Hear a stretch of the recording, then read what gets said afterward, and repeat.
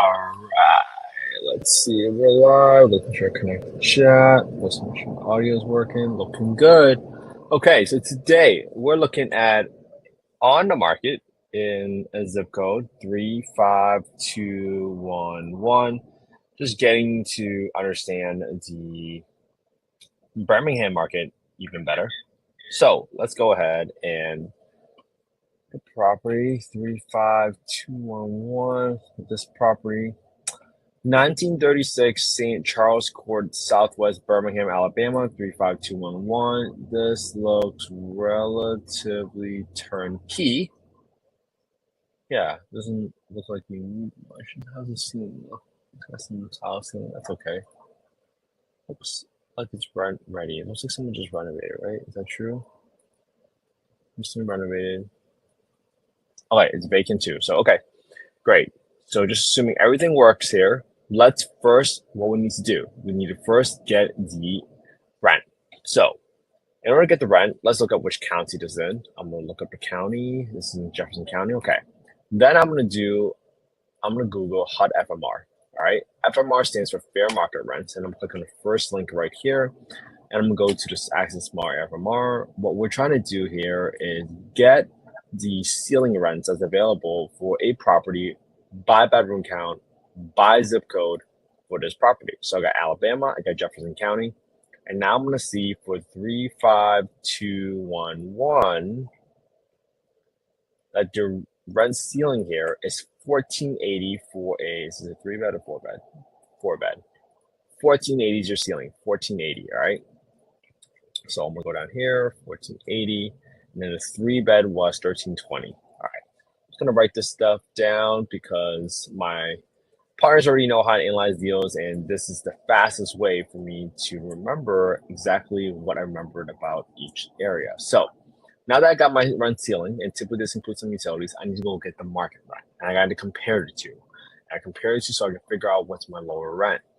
Now, when I go to get my market rent, I go to affordablehousing.com, I go to the owner section, I click on the market rent estimator, and now it's going to pop up the screen. I'm plugging the address, plugging the bedroom count, and you're going to see right here that for 25 units, the most important number is on the bottom right, for 25 units within a 1.35 mile radius, which is a pretty small radius, it's 1261.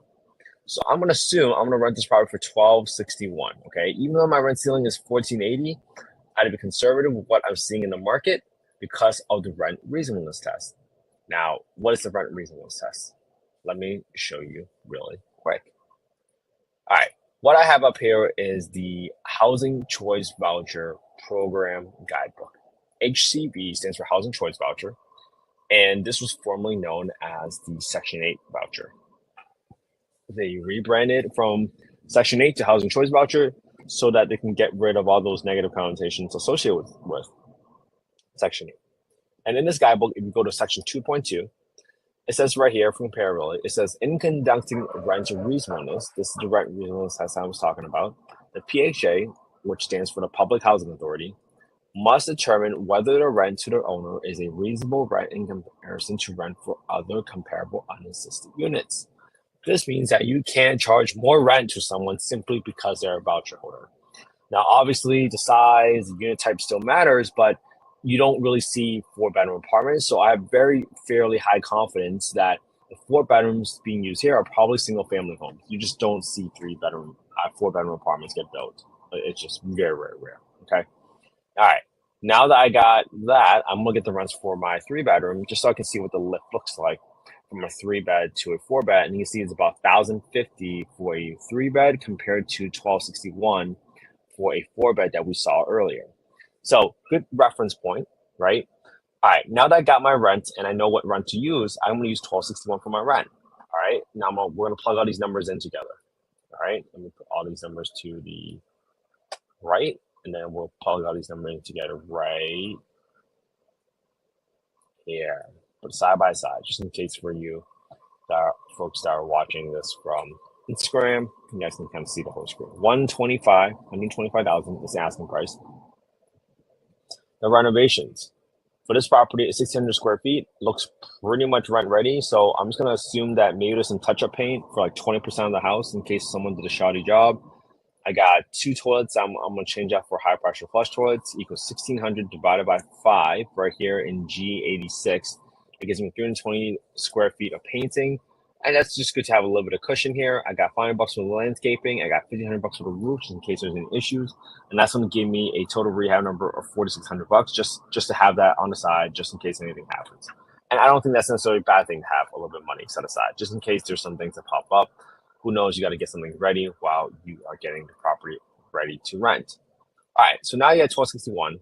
On property taxes, I'm going to come down here and just simply grab the property tax number from Redfin, which says $88 a month. Okay, 88, and my insurance is 97. Okay, so I got 88, and then for my insurance, I'm going to equals 97 times 1.2.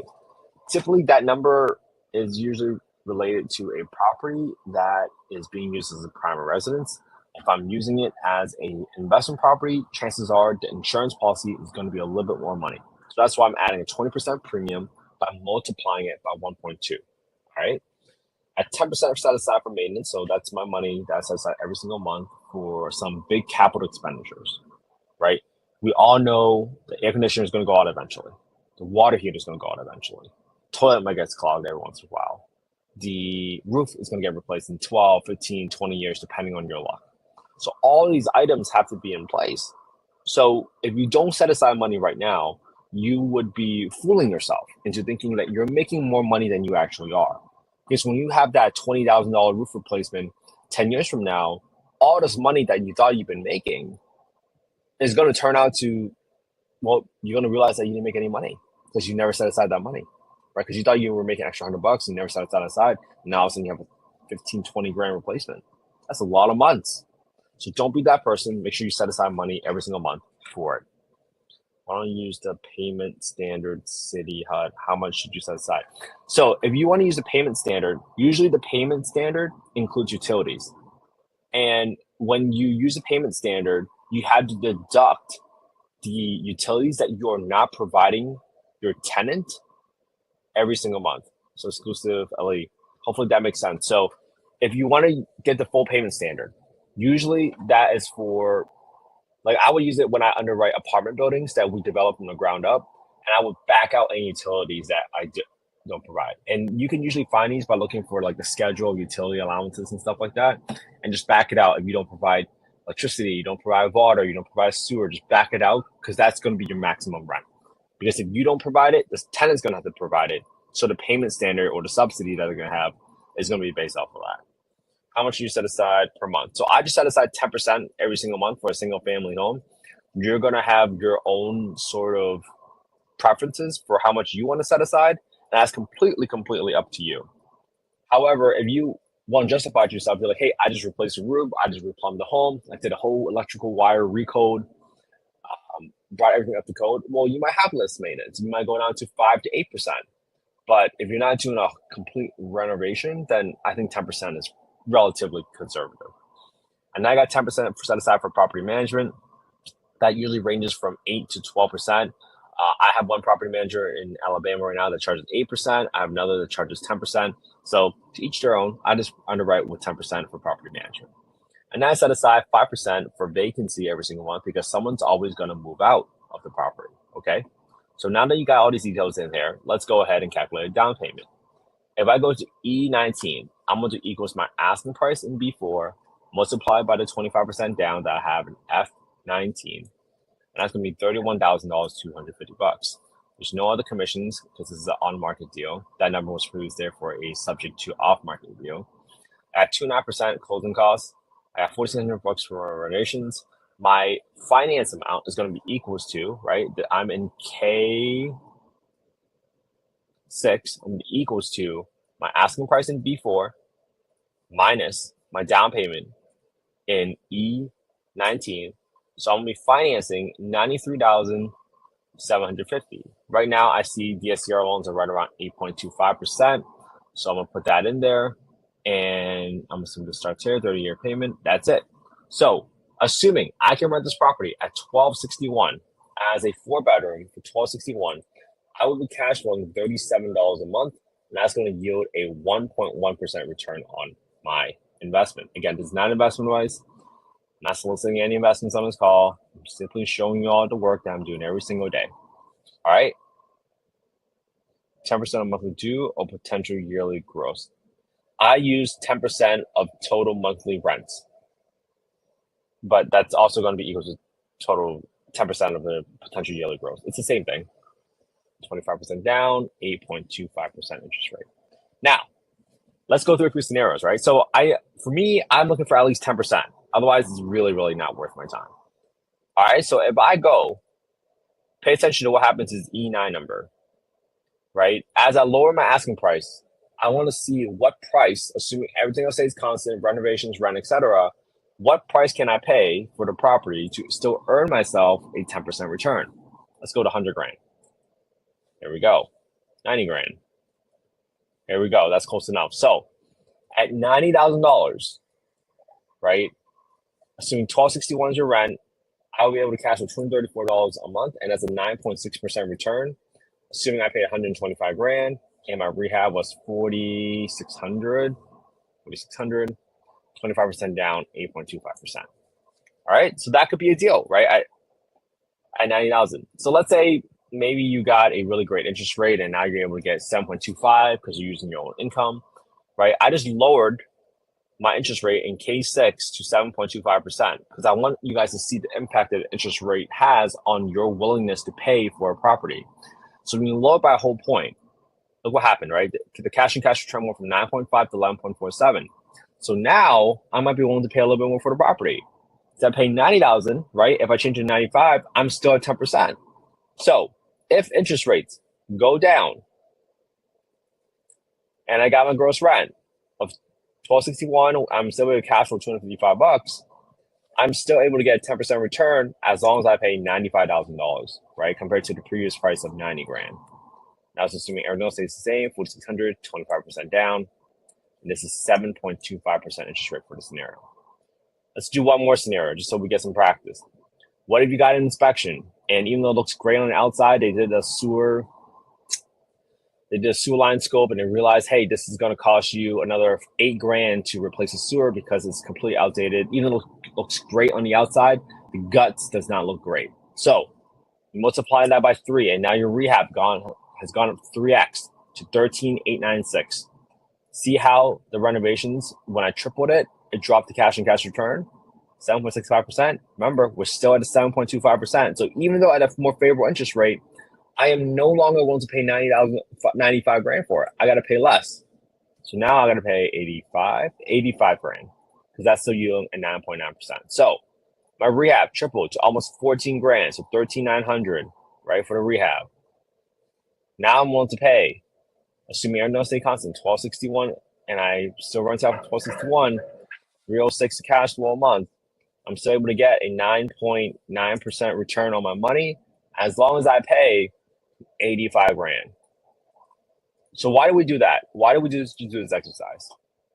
I remember when I started, I was super, super afraid of, man, what if things happen? What if I find more issues? What if? Well, when you're able to quantify that what if, that's okay, right? So you know you're not going to buy for 125 grand. Then you say, hey, I can go get a 7.25% loan. So Mr. Seller, I'm willing to give you 95 grand for it if that works for you. But then all of a sudden you go under contract, you get an inspector out there, they find some issues, you get a contractor to give you a bid, and they're going to realize, hey, your rehab estimate is actually really, really under, and you got to triple it. So now you can go back to the seller and say, hey, I know I gave you this offer for 95 grand, but I just had the sewer line scoped and it's going to triple my rehab. So Mr. or Miss Seller, I'm only willing to give you 85 grand now. Okay. Hopefully that makes sense as you guys look at these deals and you pull one lever at a time and you figure out, how do I make this a deal for me personally, right? Your situation, your risk tolerance is very, very specific to you. So you got to consult your own investment professionals and advisors. It's not investment advice again. It's not legal advice or anything. But this was simply a step to show you all how to analyze the deal step by step. And most importantly, I hope you guys copy my homework, right? So just analyze the same deal analyzed today, right? This is an on-deal market. You can find this deal right on Redfin. Go through the same process. If you want to copy the spreadsheet, just go to affordablehousing.io, not .com, affordablehousing.io. Plug in your name, your email, your phone number. I promise I won't spam you. And you'll email the file to you automatically. And my goal is that you copy my homework, right? Sometimes we don't know where to start. But if someone just was there for me the first day and said, hey, just copy my homework, you're going to get this practice. You're going to absorb the content. And frankly, I hope you find one piece, explain one part better than I did. Pick one analogy. Doesn't matter. One reference, one section, one terminology. Explain it better than I did. Because this is how we lift each other up. And my sincere goal is that you create your own YouTube channel. Just put it on your own YouTube channel. You can leave it unlisted as possible, but because when the time comes for you to pull the trigger, you got to be confident you know what you're doing. And the only way to build confidence is by showing yourself that you have done the work. And when you can go back to your own YouTube channel and refer back and look at all the times you went through and analyzed deals every single day, that'll give you the confidence. Because if a partner ever asks you, hey, why do you think this is a deal? Well, you can tell them, right? You know it's a deal because you've been looking at deals for the past 281 days. Wouldn't that give you more confidence that you know what you're doing? Might that give your partners more confidence that you know what you're doing? Might that give your family more confidence that you know what you're doing? I certainly hope so. All right. I hope you all have an amazing Monday. Get a good start to the week. I'll be back here again tomorrow for day 281. Have an amazing day, everybody. I'll talk to you all tomorrow. I can't figure out this live looks live, but so this is amazing information. Hey, Nick, I am live right now. Good. Good question. Hey, Maheda, thank you so much for joining the live again. I appreciate you all. Thank you so much. Have an amazing Monday. Thank you so much for joining the live today. I really, really appreciate the support. And you guys have no idea how much it means to me. Thank you so much for caring about affordable housing. Without all you guys, I would never have the home I grew up in. So thank you so much for caring about this. I appreciate you all. I'll talk to you all tomorrow. Have a good one.